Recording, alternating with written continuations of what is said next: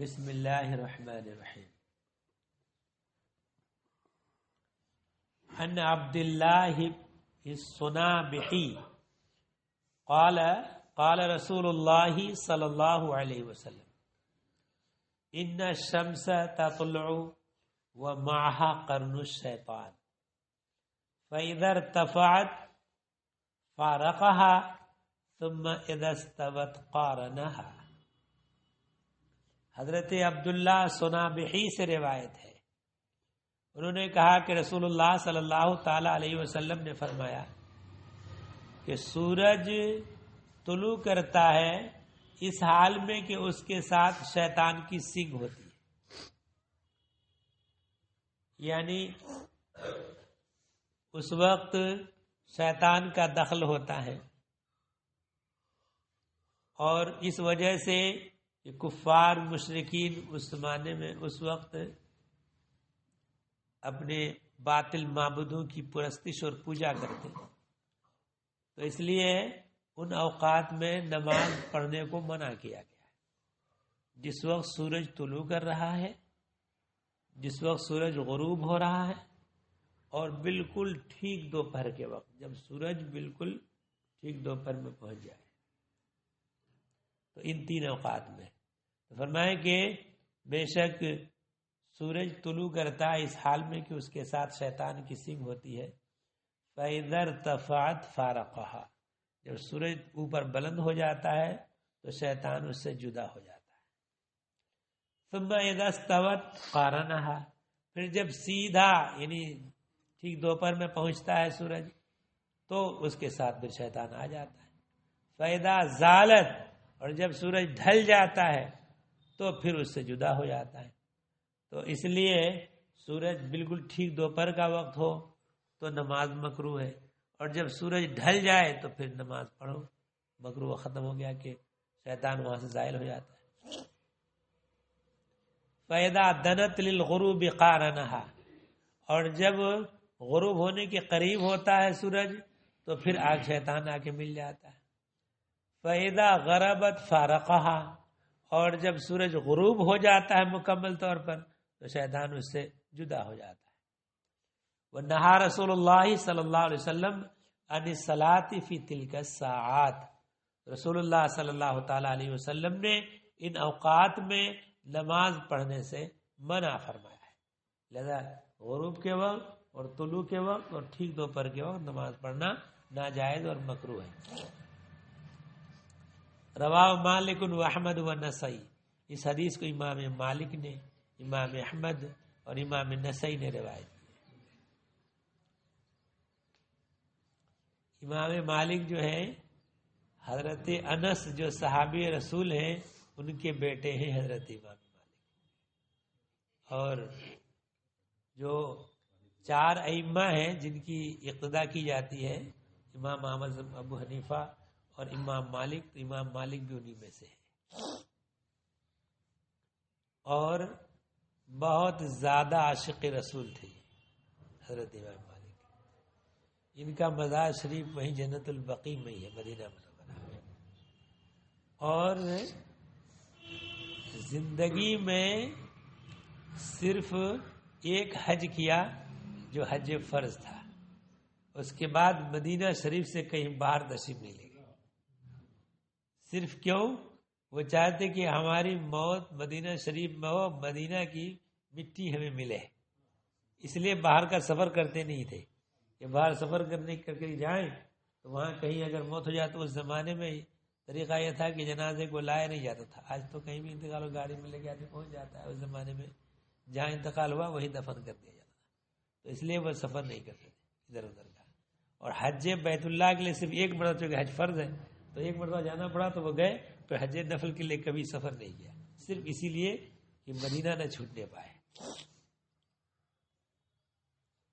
اور اسی زمانے میں امام اعظم کا جو زمانہ تھا اسی زمانے میں مالک بھی تھے. اور امام مالک، امام محمد جو امام اعظم کے شاگرد ہیں، تو امام محمد نے امام مالک سے حدیث پڑھا اور امام مالک نے امام محمد سے فقہ پڑھا، تو امام محمد امام مالک کے استاذ بھی ہیں اور شاگرد بھی ہے نا، حدیث میں ان کے شاگرد ہیں اور فقہ میں ان کے استاد ہیں۔ تو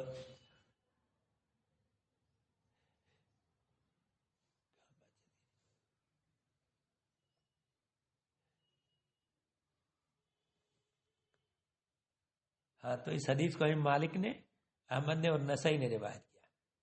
وَنَبِي بصرۃ الغفاری،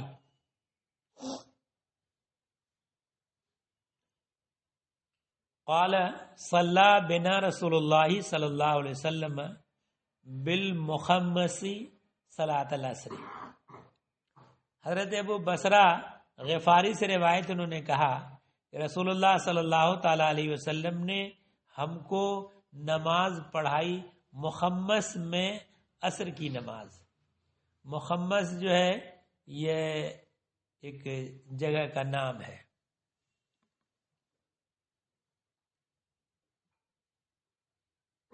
ایک راستے کا نام ہے مخمس۔ اس راستے میں جب تشریف لے گئے تو نبی کریم صلی اللہ علیہ وسلم عصر کا وقت ہو گیا تو عصر کی نماز پڑھائی۔ فقال ان هذه صلاة عرضت على من كان قبلكم فضيعوها، بے شک یہ نماز پیش کی گئی ان لوگوں پر جو تم سے پہلے تھے، یعنی پہلی امتوں پر یہ نماز پیش کی گئی، نہیں ان پر لازم کی گئی، فضيعوها، تو انہوں نے اس کو ضائع کر دیا، یعنی اس کو قائم نہیں رکھا، پابندی نہیں کی۔ آگے فرمایا فمن حافظ علیہا کان لہو اجرہ مرتین، تو جو شخص اس نماز کی محافظت کرے گا، عصر کی نماز، کیونکہ اس زمانے میں تو جو تجارت وغیرہ کا جو وقت ہوتا وہ اسی شام کے وقت میں ہوتا، لوگ بازار جاتے خرید و فروخت کرنا اور تجارت کرنا، بزنس، وہ شام کے وقت ہی میں ہوتا تھا۔ تو اس تجارت کو چھوڑ کے نماز ادا کرنا لوگوں پر گراں گزرتا تھا۔ تو کہا کہ جو اس نماز کی محافظت کرے کان لہو اجرہ مرتین، تو اس کے لیے اجر دوبارہ ہوگا، دونا اجر ہوگا، 2 مرتبہ اجر۔ ولا صلاۃ بعدہا حتی یطلع الشاہد، اور اس کے بعد یعنی عصر کے بعد کوئی نماز نہیں ہے یہاں تک کہ شاہد طلوع کر جائے۔ الشاہد کسے کہتے ہیں؟ الشاہد النجم، شاہد کے معنی ستارہ۔ تو اس کے بعد کوئی نماز نہیں یہاں تک کہ ستارہ نمودار ہو جائے، یعنی سورج غروب ہوتے ہی، بلکہ وہ ستارہ تو وہ سورج غروب ہوتے ہی ستارہ دکھائی دیتا ہے۔ مراد یہ ہے کہ غروب آفتاب تک پھر عصر کے بعد کوئی نماز نہیں ہے، یعنی نماز نفل یا سنت وغیرہ نہیں ہے۔ رواہ مسلم، اس حدیث کو امام مسلم نے روایت کیا۔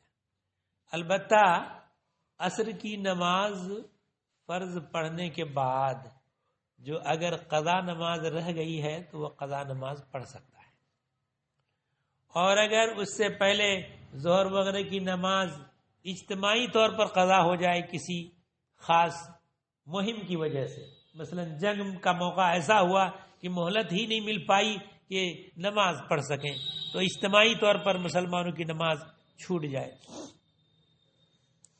تو اس صورت میں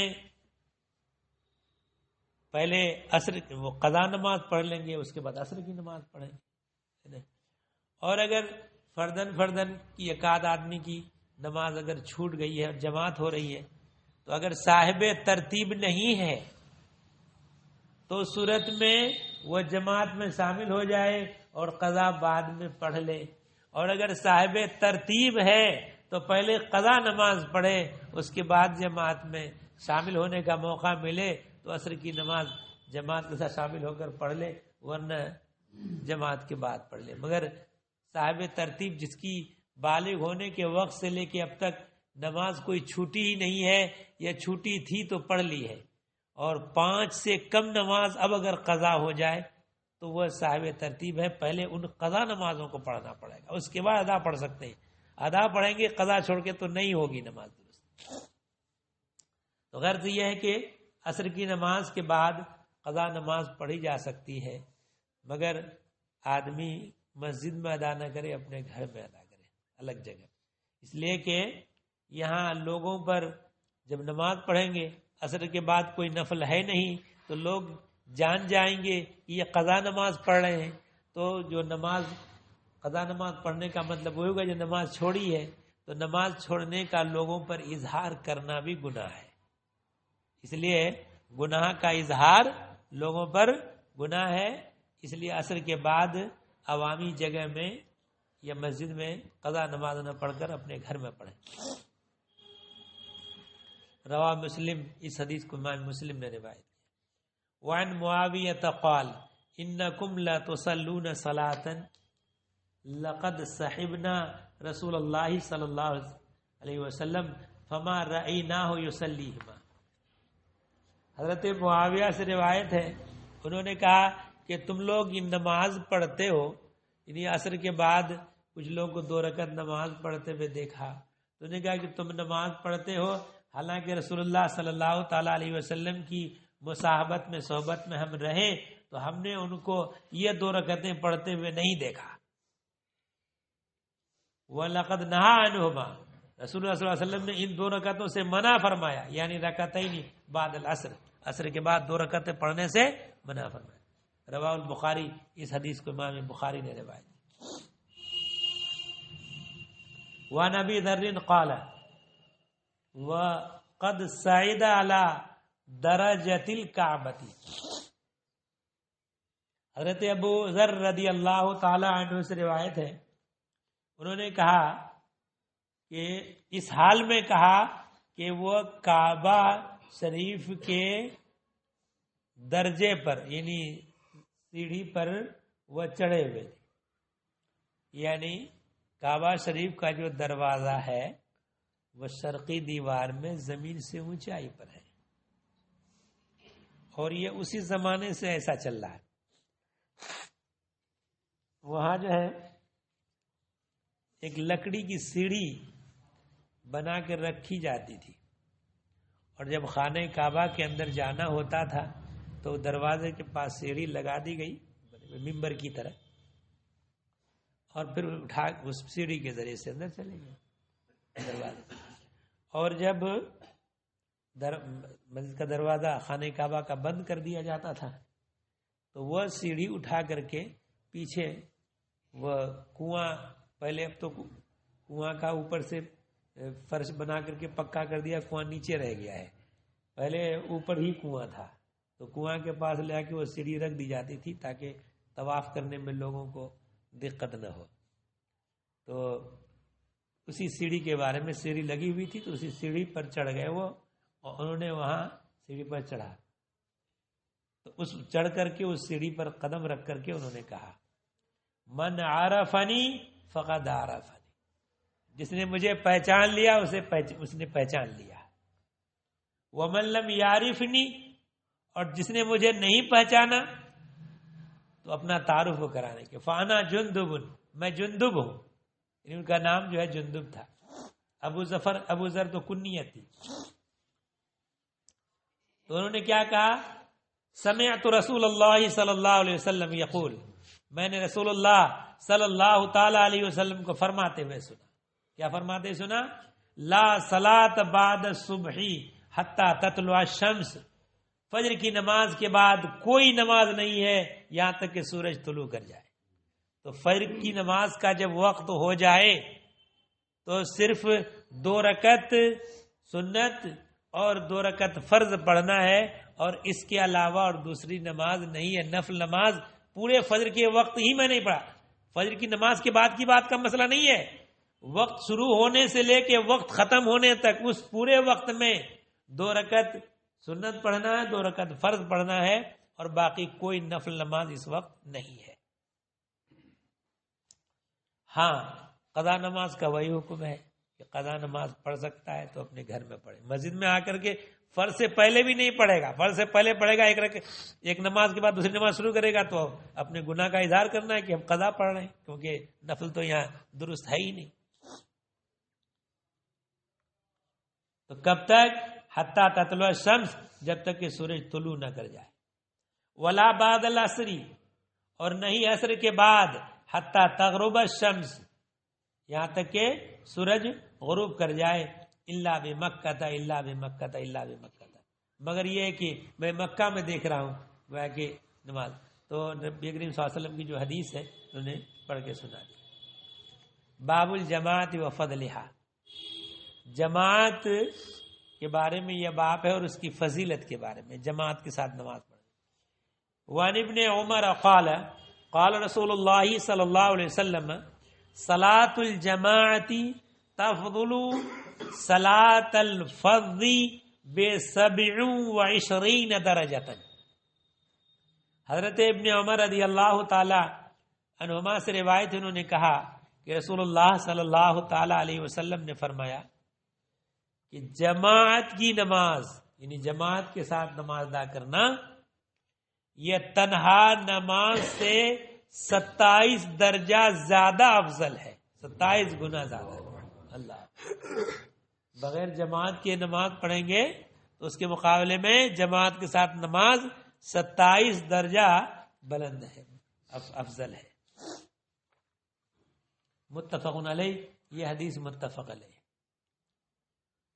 اور وعن ابی ہریرہ قال قال رسول اللہ صلی اللہ علیہ وسلم والذی نفسی بیدہ لقد ہممت ان آمر بحطب یحطب ثم آمر بالصلاة فیؤذن لها ثم آمر رجلا فیؤم الناس ثم اخالف الى رجال.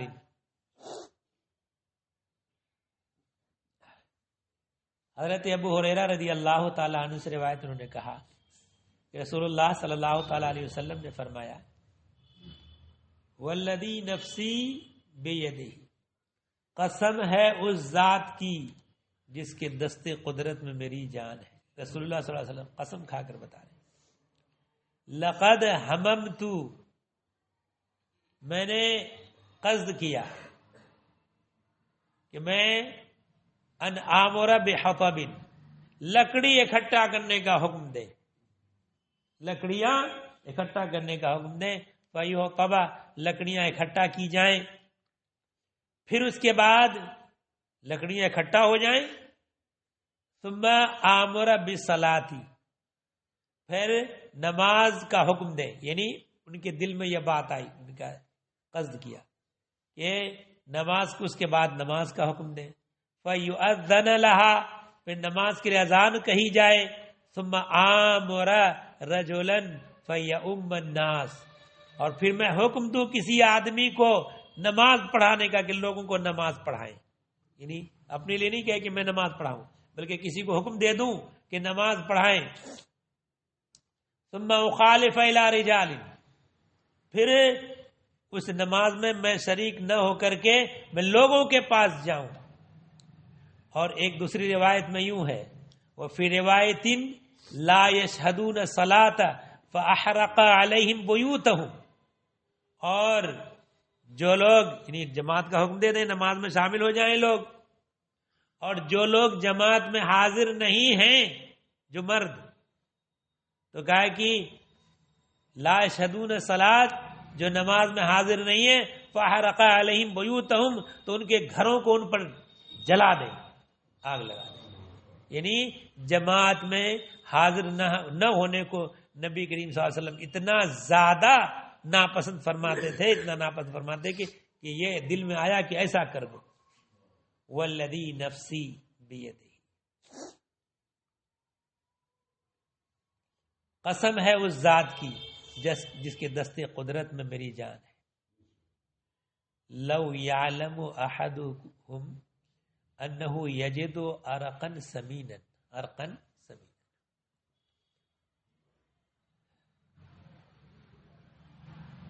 لو یعلم احدکم، اگر ان میں کوئی یہ جانتا. عرق کہا جاتا ہے ہڈی کو جس میں گوشت، عرق سمین اس ہڈی کو جس میں موٹا گوشت لگا ہوا ہو. یہ اگر ان میں کوئی جانتا کہ وہ عرق سمین پائے گا، یعنی ہڈی والا، ہڈی گوشت لگی ہوئی ہڈی پائے گا، او مرماتین حسنتین، یا 2 اچھے تیر پائے گا، چھوٹے تیر کو کہا جاتا ہے مرمات، لشہد العشاء، تو عشاء کی نماز میں ضرور حاضر ہو جاتا. یعنی کچھ لوگ جو معاذ اللہ مسلمانوں سے تصور نہیں تھا اس زمانے میں کہ نماز میں حاضر نہ ہو، یہ حرکتیں منافقین ہی کرتے، اس لیے انہی کے بارے میں کہ اگر ان کو یہ ہوتا کہ جائیں گے نہ وہاں تو کھانے کو ملے گا موٹا گوشت، جس کا مطلب ہڈی میں لگا ہوا گوشت، یا 2 چھوٹے چھوٹے تیر ہی مل جائیں گے، کچھ تھوڑا سا مال مل جائے گا تو ضرور عشاء کی نماز میں حاضر ہو جاتے. مگر چونکہ مال نہیں مل رہا ہے، اللہ کی رضا ملتی ہے مسجد میں نماز ادا کرنے سے، تو وہی لوگ حاضر ہوتے ہیں جن کے دلوں میں اللہ کی رضا کی چاہت ہے. اور جو لوگ مال کی خاطر مسلمانوں کے ساتھ شامل ہو جاتے ہیں وہ ان کے اوپر مسجد میں حاضر ہونا گراں گزرتا ہے. رواہ البخاری، اس حدیث کو امام بخاری نے روایت کیا، اور امام مسلم ولی مسلم نحوہ، امام مسلم نے اسی کی مثل حدیث روایت کی. وعنہ قال اتى النبی صلی اللہ علیہ وسلم رجل اعمى. 19 روایت ہے کہ نبی کریم صلی اللہ تعالی علیہ وسلم کے پاس ایک نابینا آدمی آیا، فقال یا رسول اللہ انه ليس لي قائد يقودني الى المسجد. تو گائے اللہ کے رسول، میرے ساتھ کوئی قائد آگے لے جانے والا نہیں ہے جو مجھے مسجد تک لے جائے. نابینا آدمی کے لیے ایک آدمی کا سہارا چاہیے ہوتا ہے کہ جس کے ساتھ مسجد تک جا سکیں. فسأل رسول اللہ صلی اللہ علیہ وسلم ان یرخص له. تو رسول اللہ صلی اللہ علیہ وسلم سے انہوں نے سوال کیا کہ ان کے لیے رخصت دی جائے کہ نماز گھر میں پڑھ لیں. فیصلی فی بیتہ، کہ اپنے گھر میں نماز پڑھ لیں. فرخص له، رسول اللہ صلی اللہ علیہ وسلم نے ان کو رخصت دی. فلما ولا دعاہ، اور جب وہ وہاں سے آگے بڑھ گئے، پیچھے ہٹ گئے وہاں سے، دعاؤ، تو رسول اللہ صلی اللہ علیہ وسلم نے پھر ان کو بلایا. پہلے تو رخصت دے دی، پھر بلایا. فقال، ان سے کہا هل تسمع النداء بالصلاۃ، کیا تم اذان کی آواز سنتے ہو؟ یعنی گھر سے اتنا مسجد اتنا قریب ہو کہ اذان کی آواز تم تک پہنچ رہی ہے. اس زمانے میں تو لاؤڈ اسپیکر نہیں تھا، بغیر لاؤڈ اسپیکر کی آواز. تو قال نعم، تو انہوں نے کہا کہ ہاں. فاجب، تو انہوں نے کہا کہ تم جواب دو، یعنی مسجد میں حاضر ہو، اگر قریب ہے تو حاضر ہو جائے. رواہ مسلم، اس حدیث کو امام مسلم نے روایت کیا. ایک بات ہے کہ کچھ حضرات وہ ہیں جن کو جماعت کی حاضری کے معاملے میں رخصت دی گئی، جن کے پیر میں لنگ ہو، چل نہیں پاتا، تو ان کے حق میں رخصت ہے کہ وہ بجائے مسجد میں آنے کے اپنے گھر میں ہی نماز پڑھ لیں. نابینا، بعض نابینا ایسا دماغ کا تیز ہوتا اللہ کی طرف سے ہی کہ اپنے لاٹھی کے سہارے سے بہت دور دور چلے جاتے ہیں، بازار وغیرہ کہاں کہاں گھوم پھر کے آ جاتے ہیں. تو ایسے نابینا ہیں کہ دوسرے کی مدد کے بغیر بھی وہ جا سکتے ہیں ادھر ادھر، تو ان پر لازم ہے کہ مسجد میں آ کے جماعت کے ساتھ نماز پڑھیں. یا جن کے ساتھ ایسا آدمی موجود ہے کہ مسجد میں ساتھ میں لائے گا تو بھی ان پر واجب ہے جماعت. اور اگر نابینا ایسا ہے کہ کسی کے سہارے کے بغیر نہیں آ سکتا ہے تو ان کے حق میں رخصت ہے کہ وہ نماز اپنے گھر میں پڑھ لے. یا بہت زیادہ بیمار ہے، کوئی حاضر نہیں ہو سکتا، تو ان کے حق میں رخصت ہے. ورنہ جماعت کے ساتھ ہی نماز پڑھنا واجب ہے. اور ایک بات بتا دیں، جماعت واجب ہونے کا مطلب یہ ہے کہ مسجد میں جو جماعت ہو رہی ہے اسی جماعت میں شریک ہونا ہے. اگر 4-5 آدمی مل کر گھر میں نماز جماعت والی قائم کر لی تو جو جماعت واجب ہے مسجد میں اس جماعت سے برات نہیں ہوگی، جماعت کی حاضری کے گناہ سے نہیں بچیں گے۔ ہاں یہ اور بات ہے کہ کسی وجہ سے مسجد کی جماعت چھوٹ گئی تو چند لوگ مل کر پڑھ لیں تو جماعت کی فضیلت مل جائے گی، لیکن مسجد میں جو جماعت میں حاضر ہونے کا جو وجوب تھا وہ وجوب ساقط نہیں ہوگا اس سے۔ لہذا کچھ لوگ جو یہ سمجھ بیٹھتے ہیں کہ صاحب ہم تو گھر پڑھ لیتے ہیں، جماعت سے ہی پڑھ لیتے ہیں، نہیں ہوگا۔ مسجد میں ہی جا کے جماعت کے ساتھ نماز ادا کرنا ہے، تب جا کر کے وہ واجب پر عمل ہوگا۔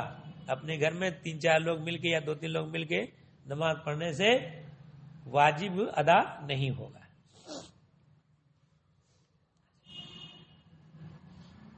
وعن ابن عمر انه اذن بالصلاة فی لیلۃ ذات برد وریح۔ حضرت ابن عمر رضی اللہ تعالیٰ عنہ سے روایت ہے کہ انہوں نے اذان کہی رات میں نہایت ٹھنڈک اور تیز ہوا والی رات میں، سردی کا موسم تھا اور سردی کے موسم ٹھنڈ بہت تھی اور ہوا تیز چل رہی تھی اس میں۔ ثم قال، پھر فرمایا الا صلو فی الرحال، کہ آگاہ ہو جاؤ تم لوگ اپنے کجاووں میں ہی نماز پڑھ لو۔ یہاں جہاں نماز کے لیے حاضر ہونے کی جو جگہ بنائی تھی تو اب لوگوں کو وہاں سے نکلنے میں بڑی دقت، تو کہا کہ تم لوگ اپنے کجاووں میں نماز پڑھ لو۔ ثم قال، پھر انہوں نے کہا ان رسول اللہ صلی اللہ علیہ وسلم کان یأمر المؤذن اذا کانت لیلۃ ذات برد و مطر یقول الا صلو فی الرحال۔ پھر انہوں نے کہا کہ رسول اللہ صلی اللہ تعالی علیہ وسلم مؤذن کو حکم دیتے کہ جب رات ٹھنڈ والی اور بارش والی رات ہوتی، بارش اور ٹھنڈ والی رات ہوتی تو مؤذن کو حکم دیتے کہ وہ کہہ دیں، کیا کہہ دیں؟ الا صلو فی الرحال، آگاہ ہو جاؤ اپنی اپنی ٹھہرنے میں کجاؤں میں، یعنی اپنی ٹھہرنے کی جگہوں میں نماز پڑھ لو۔ تو بارش ہو رہی ہے نماز کے وقت میں، تیز آندھی ہے یا اس قسم کی کوئی ایسی بات ہے جس سے آدمی تو صحیح سلامت ہے لیکن خارجی وجہ سے مسجد میں حاضر نہیں ہو سکتا ہے، تو ایسی صورت میں اپنی اپنی جگہوں میں نماز پڑھ لیں۔ مثلا تیز آندھی ہے، بارش ہو رہی ہے بہت زیادہ، آدمی آ نہیں سکتا، یا بعض علاقوں میں سیلاب آ جاتا ہے، ہر طرف پانی پانی، یا آدمی آ نہیں سکتا، تو اب جہاں ہے وہی نماز پڑھ لیں۔ متفق علیہ، امام بخاری امام مسلم دونوں نے اس حدیث کو روایت کی۔ وعنہ قال قال رسول اللہ صلی اللہ علیہ وسلم اذا وضع عشاء احدکم واقیمت الصلاۃ فابدؤوا بالعشاء۔ انہی سے یعنی حضرت ابن عمر رضی اللہ تعالی عنہ سے روایت، انہوں نے کہا کہ رسول اللہ صلی اللہ تعالی علیہ وسلم نے فرمایا کہ جب تم میں کسی کا رات کا کھانا رکھ دیا جائے اور ادھر نماز قائم کر دی جائے تو فابدؤوا بالعشاء، تو آغاز کرو کھانے سے، یعنی پہلے کھانا کھا لو۔ لیکن ایک بات یاد رکھیے، یہ اس زمانے میں حکم دیا تھا کہ لوگ جو ہیں کھانا اپنے کو زندہ رکھنے اور نماز کی قوت حاصل کرنے کے لیے کھاتے ہیں، یعنی کھانا برائے زندگی تھا، نہ زندگی برائے کھانا، تو آج کل معاملہ الٹ گیا ہے۔ اس لیے روایت میں فرمایا گیا ہے کہ اسلام میں جو سب سے پہلی بدعت شروع ہوئی ہے وہ پیٹ بھر کر کھانا کھانا ہے۔ پیٹ بھر کر وہ حضرات کھاتے ہی نہیں تھے، ہے نا، پیٹ بھر کر کھانا کھاتے ہی نہیں تھے۔ نبی کریم صلی اللہ علیہ وسلم نے زندگی میں کبھی پیٹ بھر کر کھانا کھایا ہی نہیں۔ تو اب ظاہر سی بات ہے پیٹ بھر کر کھانا کھایا نہیں اور کھانا دوسرے وقت رات کے کھانے کا ٹائم آ گیا، کھانا رکھا ہوا ہے، نماز حاضر ہے، تو بھوک کا غلبہ ہوگا۔ اب بھوک کے غلبہ میں اگر نماز ادا کریں گے تو ذہن کھانے میں لگا ہوا، تو اس لیے فرمایا گیا ہے کہ کھانا پہلے کھا لو، ولا یعجل، جلدی کرنے کی ضرورت نہیں، ہڑبڑ کر کے، ہے نا، ایسا نہیں. اس لیے کہ کھانا کھانے کے لیے بھی طریقہ یہ ہے کہ جو لقمہ آپ کے جائے تو اس کو چبا کر کے حل کر کے تب اندر پہنچائیں لقمہ. ویسے ہی نگل لیں گے، جو دانت کا کام ہے وہ معدہ اور آنتوں سے لیں گے تو خرابی پیدا ہوگی، ہے نا. تو اس لیے جلدی بازی نہ کرے، حتیٰ یفرغ منہ، یہاں تک کہ اسے فارغ ہو جائے اطمینان سے کھا کر. وکان ابن عمر، اور حضرت ابن عمر رضی اللہ تعالی عنہ، یودع لہ الطعام، ان کے لیے کھانا رکھا جاتا، وتقام الصلاۃ، اور نماز قائم کی جاتی، فلا یاتیہا، تو نماز کے میں حاضر نہیں ہوتے، حتیٰ یفرغ منہ، جب تک کہ کھانے سے فارغ نہ ہو جائے. وَإِنَّهُ لَا يَسْمَعُ قِرَاءَةَ الْإِمَامِ، اور جب کھانا کھا رہے ہوتے تو امام کی قرات کی آواز وہ سن رہے ہوتے، مگر وہ کھانا کھا کے مسجد نماز کے لیے جاتے. متفق علیہ، یہ حدیث متفق علیہ. یہ مطلب نہیں ہے کہ بالقصد آدمی نماز کے وقت ہی کھانے کا اہتمام کرے، مگر ایسا اتفاق ہو جائے کہ کھانا لایا گیا اور نماز ہی کی، اور کھانا لایا گیا اور نماز شروع ہو گئی، تو یہی صورت میں کھانا سے پہلے فارغ ہو جائے. وعن عائشہ رضی اللہ عنہا انہا قالت سمعت رسول اللہ صلی اللہ علیہ وسلم یقول لا صلاة بحضرت طعام ولا هو یدافعه الاخبثان. حضرت عائشہ صدیقہ رضی اللہ تعالی عنہا سے روایت ہے، انہوں نے کہا کہ کیا کہا کہ میں نے رسول اللہ صلی اللہ تعالی علیہ وسلم کو فرماتے سنا، لا صلاۃ بحضرت طعام، کھانا حاضر ہونے کے ساتھ نماز نہیں، یعنی جب کھانا حاضر ہے کھانا تو پھر اس صورت میں نماز نہیں بلکہ پہلے کھانا کھا. ولا ہوا یدافعہ الاخبثان، اور ایسے ہی اس وقت نماز نہیں جبکہ اخبثان کا غلبہ ہو. اخبثان سے مراد اس جگہ پیشاب اور پخانہ ہے، کہ پیشاب زور سے لگا ہوا ہے اور نماز میں کھڑے ہو جائے تو مکروہ تحریمی ہے نماز آ. ایسے ہی لیٹرین آ رہی ہے، پخانے کا غلبہ ہے اور وہ نماز پڑھ رہا ہے تو نماز مکروہ تحریمی ہے. اس حالت میں پہلے اپنی حاجت پوری کر کے آئے، وضو کر لے، اس کے بعد نماز ادا کہ نماز جو ہے قلب اللہ کی طرف متوجہ رہے، کہیں ادھر ادھر قلب دل بھٹکے نہیں. اور اس حالت میں نماز اگر ادا کریں گے تو خشوع و خضوع نہیں حاصل ہو سکتا. تو پیشاب پخانہ کے غلبہ کے وقت نماز پڑھنا مکروہ تحریمی ہے. اور ایسے ہی اسی کے ساتھ لاحق ہے کہ جب مطلب ریاح کا غلبہ ہو یا قید کا غلبہ ہو تو نماز پہلے جو ہے آدمی ریاح کا غلبہ ہو رہا ہے تو ریاح خارج کر کے وضو کر کے باقاعدہ پھر اس کے بعد مسجد میں آئے. اس حالت میں نماز پڑھنا مکروہ تحریمی ہے. رواہ مسلم، اس حدیث کو امام مسلم نے روایت کیا. وعن ابی ہریرہ قال قال رسول اللہ صلی اللہ علیہ وسلم اذا اقیمت الصلاة فلا صلاة الا المکتوبہ. حضرت ابو ہریرہ رضی اللہ تعالی عنہ سے روایت، انہوں نے کہا کہ جب نماز کی اقامت کہی جائے تو نماز کی اقامت شروع ہونے کے بعد کوئی نماز نہیں ہے سوائے فرض نماز کی، کہ اب کوئی دوسری نماز آدمی شروع نہ کرے. البتہ فجر کے وقت میں اگر سنت نہیں پڑھی ہے تو سنت کی تاکید واجب کی مثل ہے، لہذا پہلے سنت پڑھ لے، اس کے بعد جماعت میں شامل ہو. اگر اس کو یقین ہے کہ ہم سنت پڑھنے کے بعد جماعت میں شامل ہو سکیں گے، اگرچہ ہمیں آخری رکعت ملے یا بعد میں تحیات ہی میں شرکت مل جائے.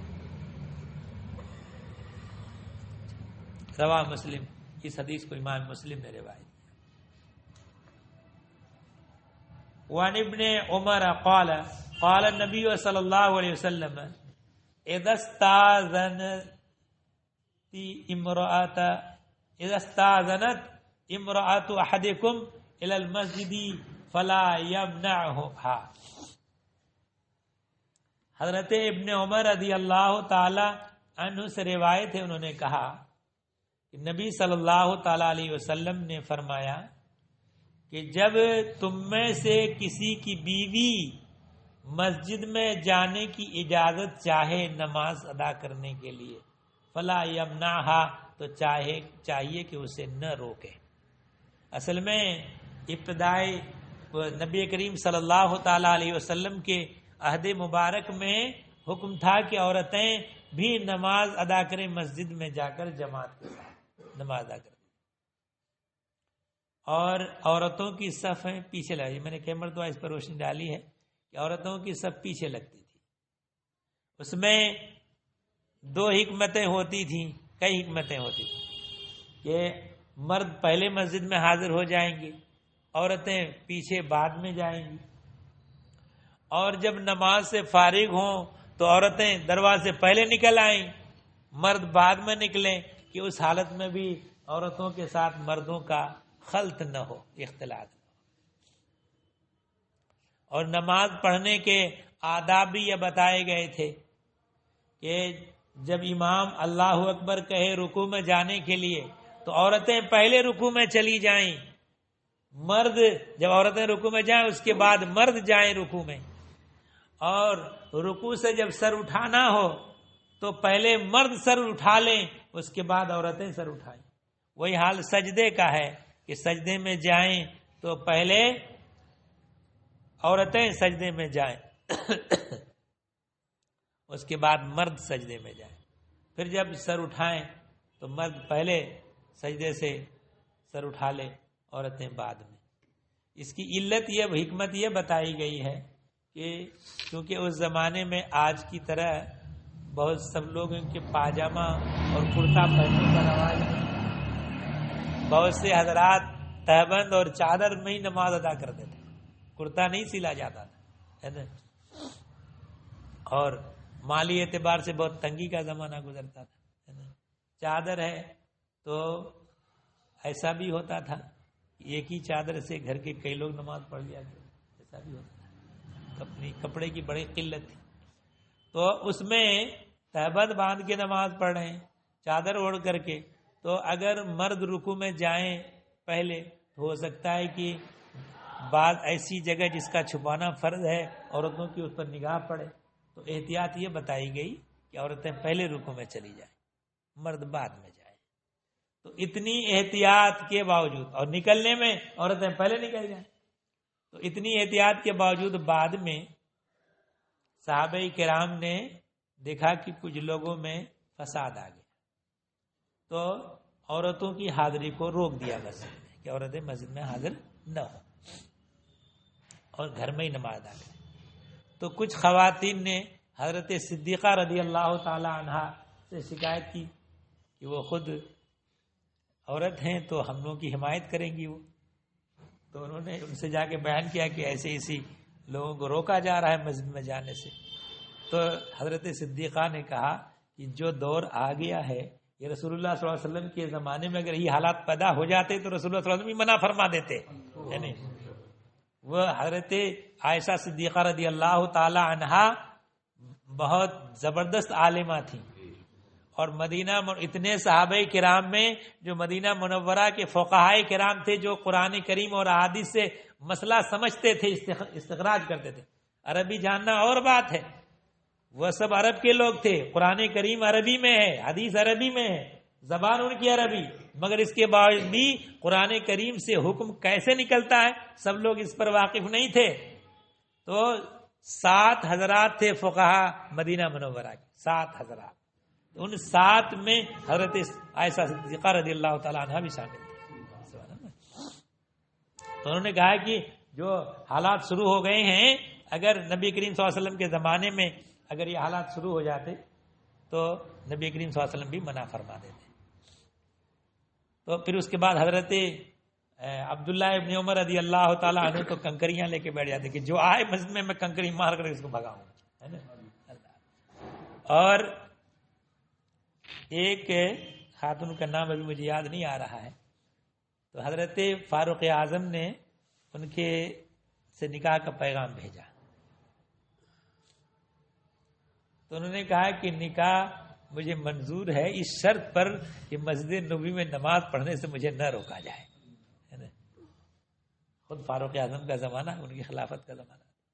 تو حضرت فاروق اعظم نے رشتہ منظور کر لیا، نکاح کر لیا، اور نکاح کرنے کے بعد وہ مسجد میں جو معاہدہ تھا اس معاہدہ کی وجہ سے حضرت فاروق اعظم نے روکا نہیں، مگر انہیں دوسری تدبیر اختیار کی.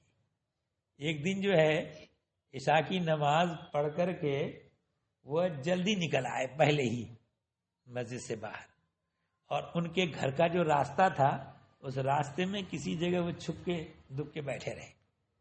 جب ان کی بیوی نکلی، جب گھر کے آس پاس ہی ہوگا جو پہچانتے کہ ہماری بیوی ہے، تو انہوں نے پیچھے سے آ کے ان کے سر پر ہاتھ رکھ کے پھر چھپ گئے، ہے نا.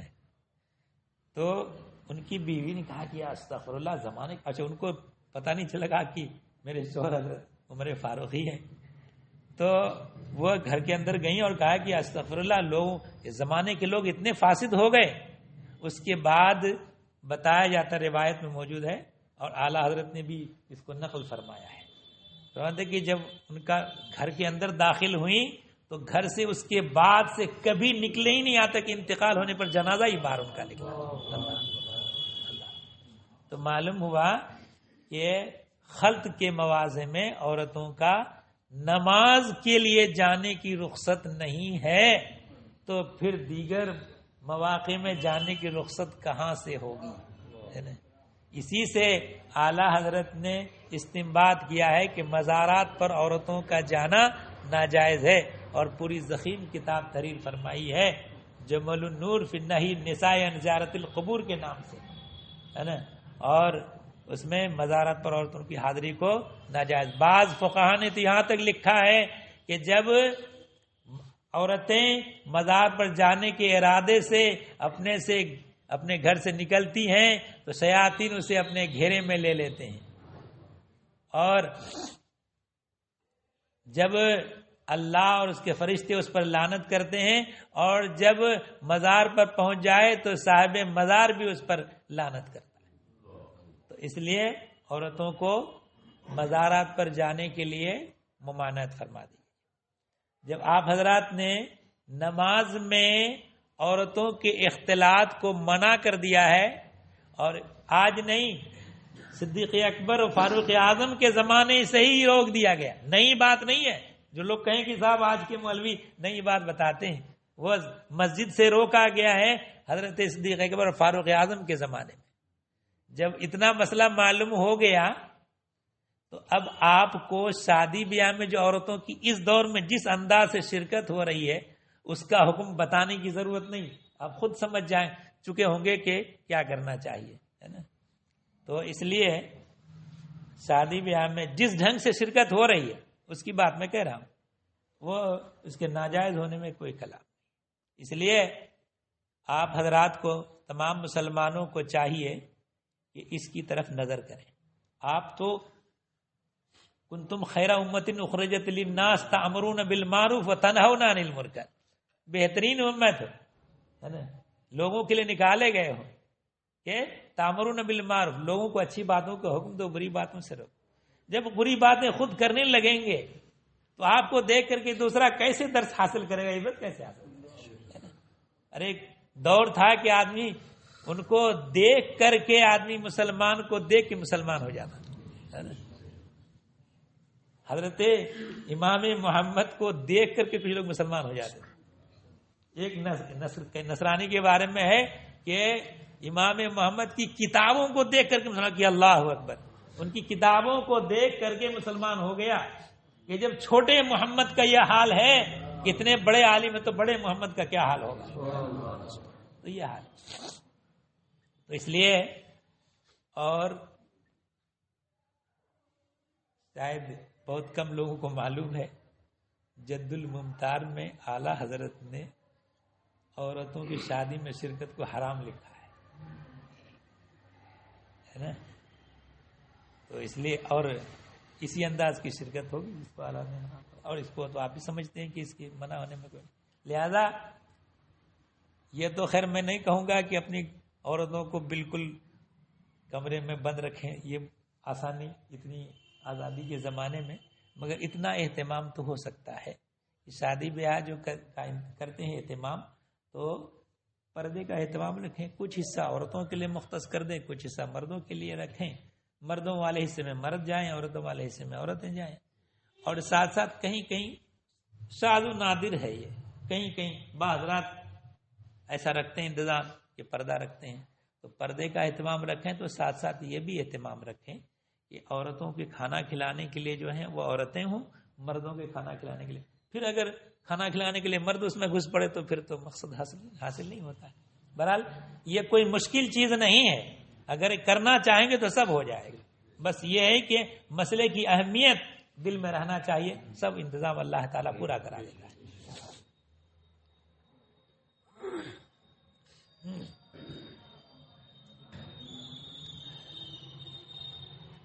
وان زینب امرات عبداللہ ابن مسعود قالت قال لنا رسول اللہ صلی اللہ علیہ وسلم اذا شہدت احداکن المسجد فلا تمس طیبا. حضرت زینب جو حضرت عبداللہ ابن مسعود رضی اللہ تعالی عنہ کی زوجہ ہیں, انہوں نے کہا, کیا کہا؟ قال لنا رسول اللہ صلی اللہ علیہ وسلم, کہ رسول اللہ صلی اللہ تعالی علیہ وسلم نے ہم سے فرمایا کہ جب تم میں سے کوئی مسجد میں حاضر ہوں تو خوشبو نہ لگائیں, کہ خوشبو لگانے کی وجہ سے کہ دوسرے کی توجہ ادھر خوشبو کی وجہ سے ہو, تو کہا کہ ایسا نہ کریں. رواہ مسلم, اس حدیث کو امام مسلم نے روایت کیا. وعن ابی ہریرہ قال قال رسول اللہ صلی اللہ علیہ وسلم ایو امرأۃ اصابت بخورا فلا تشہد معنا العشاء الاخرہ. تو حضرت ابو ہریرہ رضی اللہ تعالی عنہ سے روایت, انہوں نے کہا کہ رسول اللہ صلی اللہ تعالی علیہ وسلم نے فرمایا